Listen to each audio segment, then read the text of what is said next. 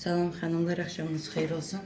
Sizinlə mən bu günləri unudulmaqda olan qızıl gül mürəbbəsini hazırlayacağım. Güllərimizi belə artladıqdan sonra hamısını bir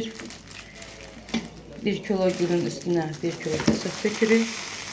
Hər kəs gül mürəbbəsi paylaşır, amma əslini paylaşmırlar. Əslində gül mürəbbəsini belə hazırlayırlar.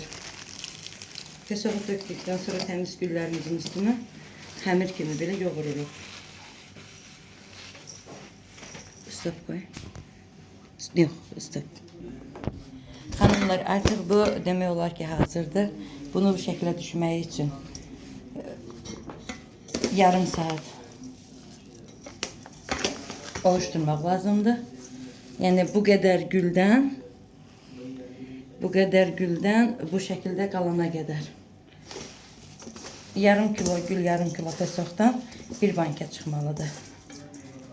Bunu 40 gün günəşin altında saxlayırsınız.